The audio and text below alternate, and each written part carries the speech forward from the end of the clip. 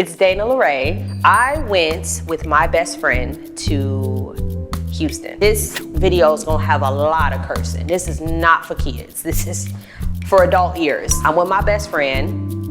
She meets a gentleman, he's super cool, and he's like, me and my friend are going to Houston, you all should join because you seem like our type of people. And she's like, okay, bet, I'll tell my best friend. I agree because I'm spontaneous, I'm a Virgo, I'm with the flow, let's go. This was a trip for the books. Number one, I'm sober Sally. I'm not drinking for the whole year. Everybody else was allowed to obviously drink. They hadn't made a promise to themselves like I had. So we all get this really nice Airbnb. When we were on the trip, we were all enjoying ourselves. We had like a full itinerary. We were supposed to go out one night.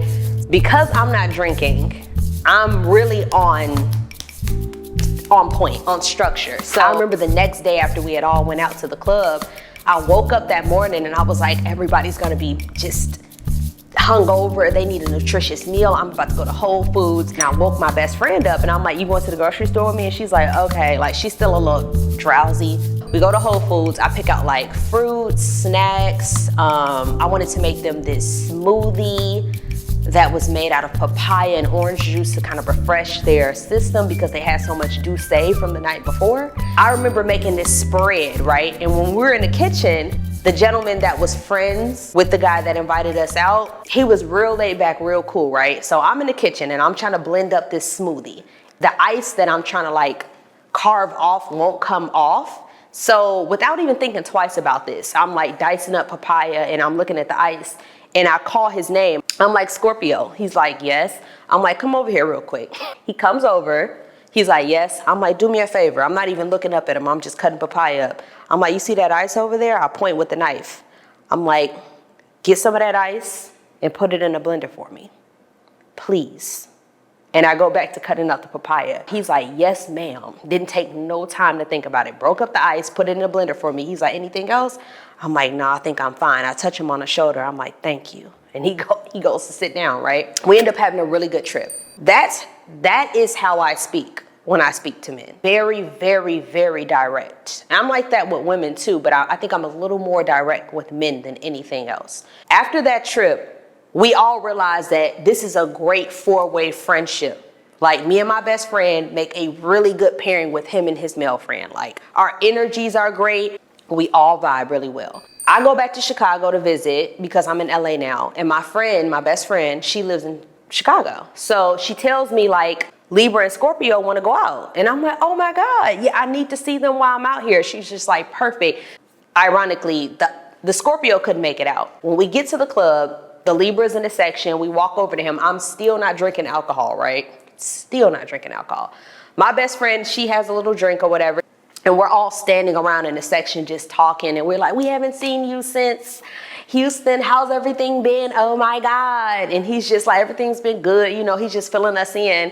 I don't know how this conversation got started, but I think we all start talking about the different energies we played out when we were in Houston. Like my friend is more of the dramatic friend. Like she's very funny. She likes, when she drinks, she likes to take on this persona that we joke about where she's like in everyone's face. The Libra, he's more like the turn up guy. Like when we're in the club, he had all the bottles. He was standing on top of couches. It was just a real good time, right? When it's time for my description, right? The Libra is like, oh, and Dana, Dana's a motherfucker.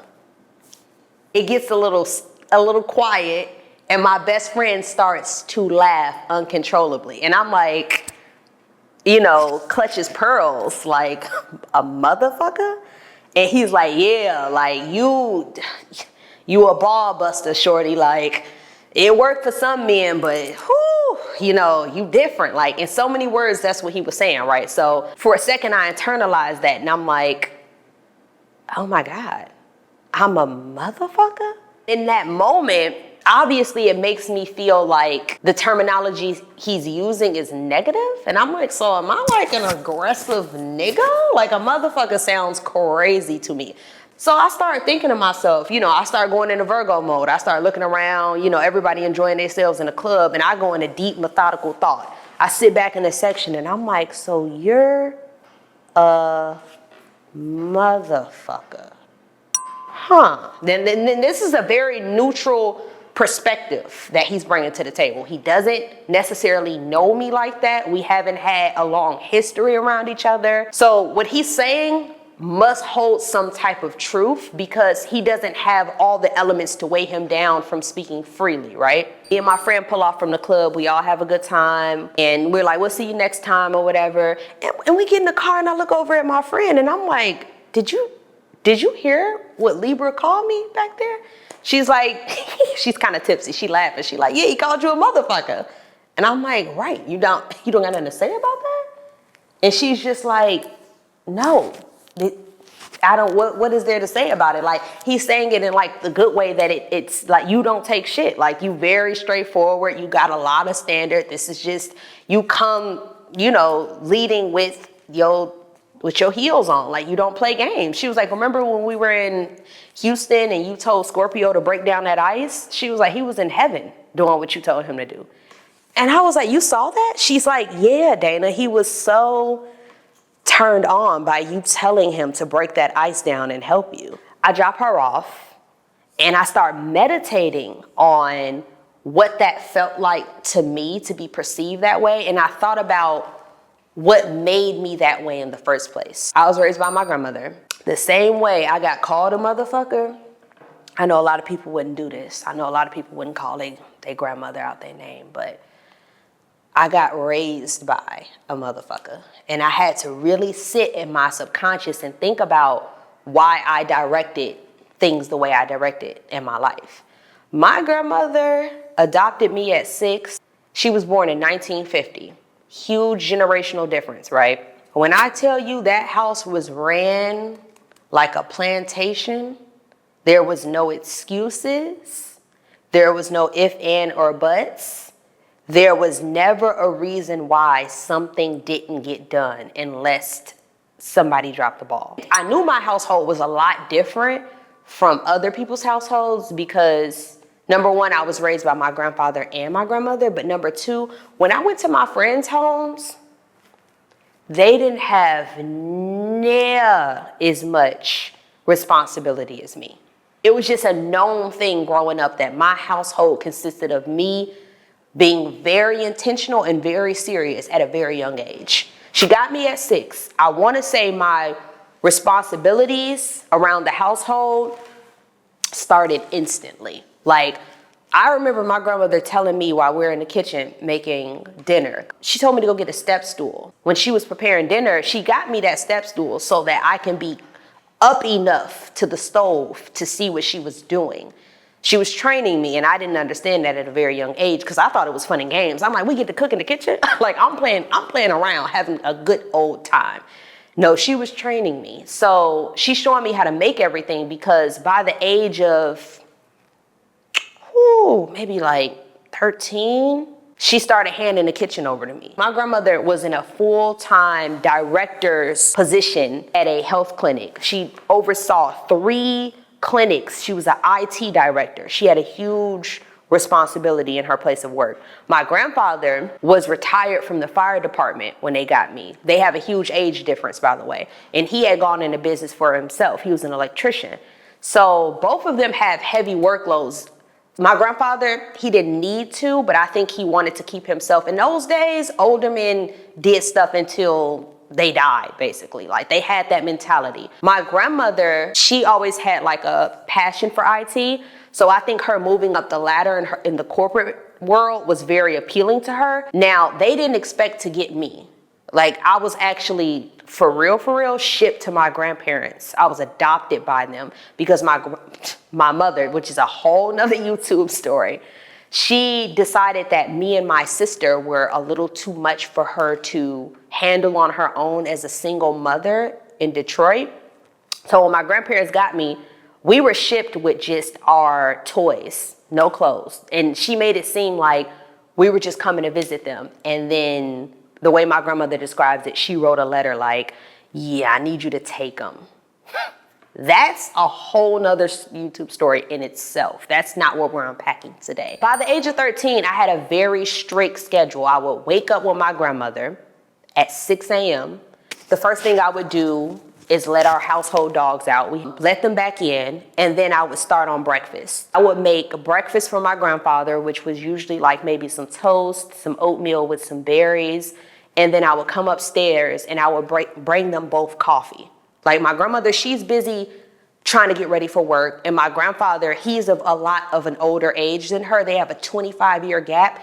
He is at this point done working for the fire department, and I think he's retired from being an electrician.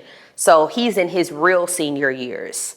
I would just bring them coffee, and then we'd all kind of like conspire in my grandparents' room, where my grandmother would be like, okay, well, what am I wearing for work? What am I wearing for work? And she used to look at me like, can you pick me out something? And I'm like, okay. So I go into one of her mini closets. My grandmother had too many clothes, and I find an outfit. I find options of outfits to hold up to her, like this one, that one, this one. And she'd be like, I don't know. Now, mind you, my grandfather had surgery on his back, so he wasn't mobilized anymore. He was more like in his caregiving age, where somebody had to care for him. So on top of me being a caregiver for my grandfather, I was also a serious executive assistant to my grandmother. Once we figured out what she was gonna wear, there'd be a down moment. My grandparents would have their coffee. Because I was a big old adult, even at the age of I think at the age of 15, I started to be able to have coffee with them. So now it's like a three-way ring. Like I'm sitting in my grandparents' room, we having a moment where we're all decompressing and we're watching the news before my grandmother leaves out for work, right? This is all before I go to school. This is not the summertime regimen. This is the I'm in school regimen. After my grandmother gets dressed, she has her coffee. She says goodbye to me and my grandfather. She's just like, do you know what my work bag is? I'm like, yeah, I already put it in the truck with a glass of ice water and a canister for you. She's like, perfect. None of this in my mind is off because I'm being groomed into this. I'm literally strategically being groomed into what would assist her and what would care for my grandfather. So when my grandmother left, I get myself ready for school. And I say goodbye to my grandfather, and I'll be like, okay, Grandpa, I'll see you later today. I get off from school. I never really did extracurricular activities because when I got home from school, it was time to let the dogs out, and it was time to figure out what me and my grandparents were gonna have for dinner.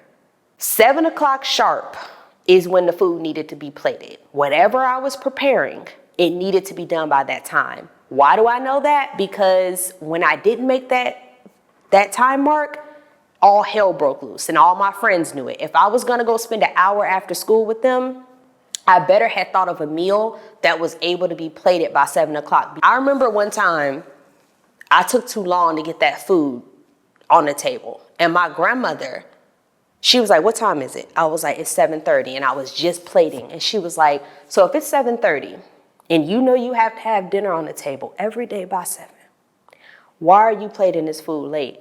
And I'll be like, what happened was, she'd be like, shh. What happened was you was outside with your friends. She sounds like Mommy Dearest, I know. And you didn't realize what time it was. And now because it's 7:30, your grandfather no longer has an appetite. And I remember going with them myself as a child and thinking I fucked up. It's all my fault. And conceptualizing the fact that I had missed the target as the end of the world. And saying it out loud now sounds crazy, but this amount of structure and this amount of responsibility at such a young age has allowed me to bring that forth into my adult life. There are pros and there are cons to this. The pros are I almost always make my target. I rarely miss.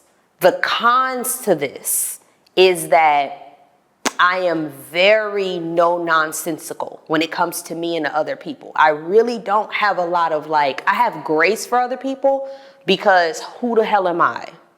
But I don't like when I'm involved with somebody else and they drop the ball, because to me it feels like they're not putting the effort forward that I wasn't when I didn't get that plate on the plate at 7:30.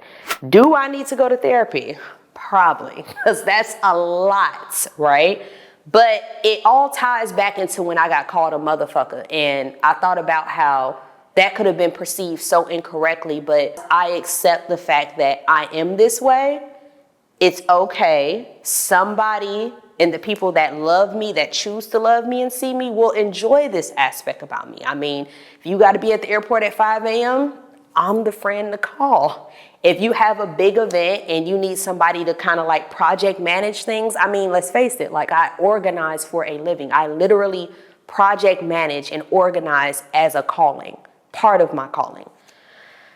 Those things have propelled me into places that I never thought I would be. So do I accept that title as being a motherfucker? Yes. Am I accepting the fact that at times it can make people uncomfortable because they don't want to be pushed to certain limits? Yes. Do those people probably need to stay out of my way if they're going to get in my way? Yes. So this video was very relieving for me, but I also hope to make this video to help other people accept whatever it is that they have to bring to the table that's not necessarily deemed as a positive in society. I'm not to the extent of where I'm like that fictitious character in The Devil Wears Prada. To some aspects I am, and I'm okay with that. While I'm accepting myself, I'm sending this video out to send you love, to say that I hope you accept whatever parts of yourself that you've been told that you may not deem as positive, to understand that those things could be your superpower. That's all I got today. So I'm gonna see y'all next week and we'll talk about a different subject. Peace and love. Oh shit, child. You just got your...